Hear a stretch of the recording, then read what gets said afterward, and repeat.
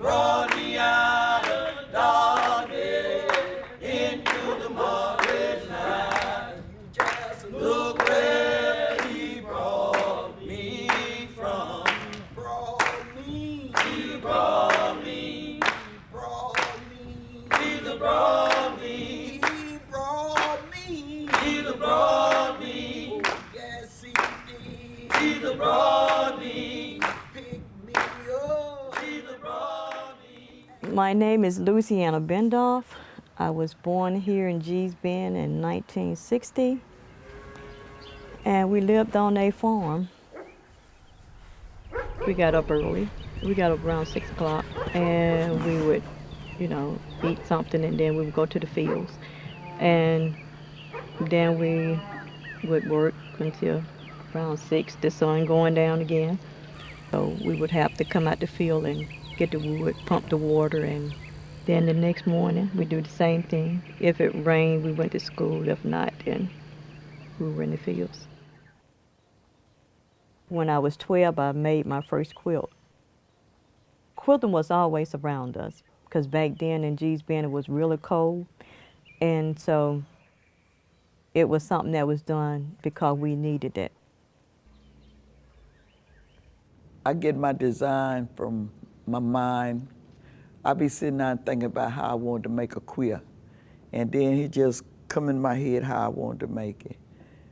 I piece it with the machine, and then when I get ready to quilt it, I get the lining and the batting. That's good. Roll this up for you. Come on, Minister. And that you would put into frames. You get a chance to see a quilt frame that we use, and workhorses that carpenter used to build on, and we use them as quilting frame. We call them our quilting horses. And we put them in the frame, and that's how we quilt. There's 3 layers to a quilt, and you would have to quilt all those layers by hand. When we be sitting around the quilt,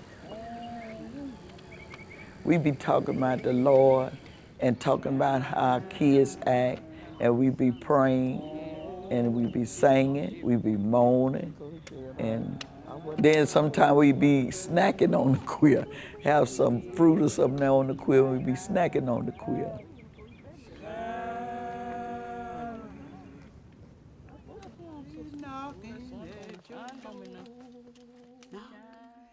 Somebody knocking at your door. Oh, sinner, why don't you answer? Somebody knocking at your door. But I decided to try to find my own identity in quilt making. So I wanted to make a quilt to honor my mom and Arlonzia, which is my mom's first cousin. My mom's favorite color is hot pink. So I decided, I said, I'll make something with hot pink, and I'll make something that's kind of easy, but I'll put a twist in it. And so I decided to put a triangle not quite into the center of the quilt, but off to the side, and kind of like a window. I love looking out of windows. Always have since I was a little girl. And I said, and this is kind of like looking back into my past.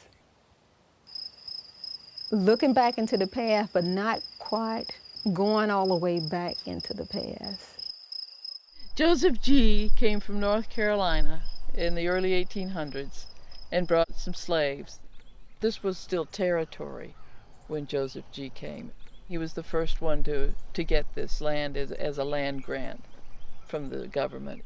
And he lived here for a good little while, but then he got sick and he let this land go to his cousins, the Pettways.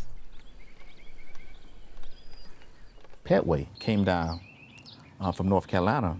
He brought his slaves with him, and they say he had 100 or so slaves. And they all walked, with the exception of one, and that was the cook. And they didn't want the cook to walk because they want the cook to stay clean and not be dirty. So when they came into the area, the Pettways inherited the plantation from their uncle, Joseph G.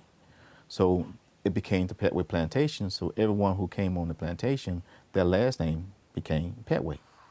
Well, if anybody asks you who I am, oh, who I am, oh, who I am. Well, if anybody asks you who I am, just tell them I'm a child of. During the Great Depression, there was two photographers that came down to photograph G's Ben living style, and evidently it had a very important impact on the Roosevelt administration. The price of cotton fell way below 5 cents a pound. So times got hard here in G's Bend, and the people in Camden began to foreclose on some of the farmers here, took all their corn, the livestock, to include cattle, pigs, and everything.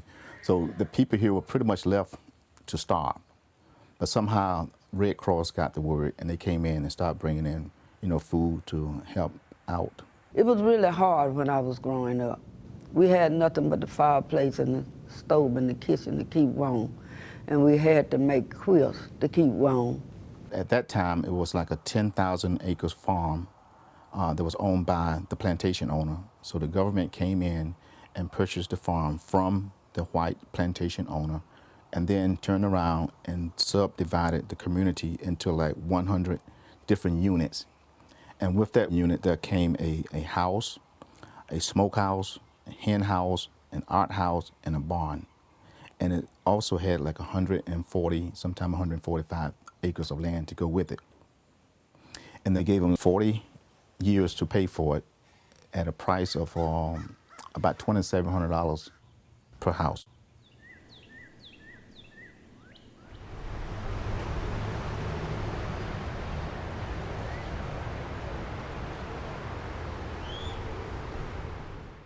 In a lonely graveyard, many miles away, lies your dear old mother beneath the cold clay. Memories oft returning of her tears and sighs. If you love your mother, meet her in the sky. This is one of my favorite quilts in the exhibition, and we selected it for the opening. I guess for me, this sort of epitomizes one of the first things I felt about the quilts, is that you were looking at place, at the geography of the area. And it was as though you were just flying over the fields and the houses. And in photographs, I think it's very hard to understand the textures in these quilts, the subtlety of pattern, the faded fabrics, which are the sort of remnants of people's lives. And I like old material. I like khakis, I like jeans, I like Gangnam shirts, corduroy, but new material. I don't like new clothes. It's too hard to work with. I like something been worn, a lot of love and a lot of softness. These are the sort of the basic, what we think of as the basic building blocks of the G's Ben quilt pattern. It's the housetop and the bricklayer quilts. The idea is using rectangles and squares of fabric to build up your design. And the quilters themselves have said that making a quilt is like building a house. You start with one room here, you add another, and keep on adding on. And that's exactly how these have been created. Taking a few basic designs, they run with them, and they've made them their own and are able to create infinite variety from just, a few basic shapes. I call this quilt a crazy quilt, because he put together all sorts of ways. And my mom said, call it a crazy quilt. And that's what I call it, crazy quilt. I always had a mind to do something.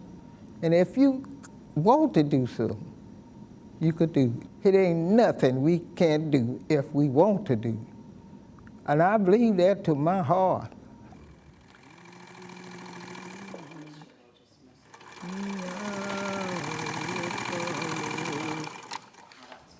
The switch from quilt to print, it all work together because making a print is just like making a quilt.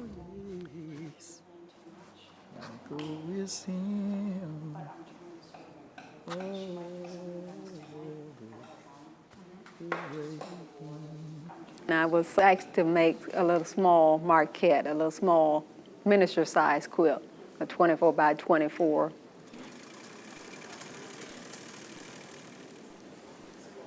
And they ironed the little marquettes out, and they have to have all the seams flat.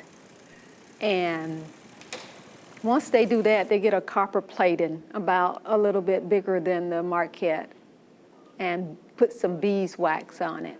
And then they lay the impression of the marquette with the right side down onto the copper plating, and they run it through a press onto the paper to get the impression of the marquette. And after they do that, then they take it and spit bite it.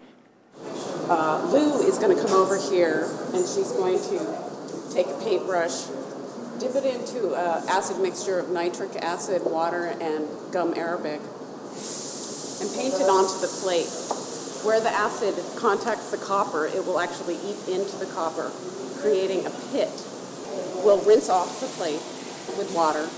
Then we'll come over here and we're going to wash off the plate with solvents to remove all the asphaltum and rosin. And what will be left is just an etched area in the copper that is exactly what you see exposed here. And then we'll ink it up. We remove all the extra ink that's residing on the top here. Then we take that plate, which has been inked, tarletaned, and hand wiped, and run it through a press. The paper is wet. It's usually 100% cotton paper, and the pressure of the blankets on the top roller and the wet paper are pushed, the paper is pushed down into those grooves and it picks up the ink. And when you pull back your paper, voila. Every time it come through there, that color be coming out through there, it be so beautiful. And when they finish with it, I say, wow! And that print I named, Still Have Joy, Tears of Pride. I never used the word pride. And that was something to be proud of, that these prints was gonna be hung in embassies around the world. Me, Lou, somebody with really low self-esteem, somebody who never believed in themselves. And now here I was asked to join the world of artists that share that great honor.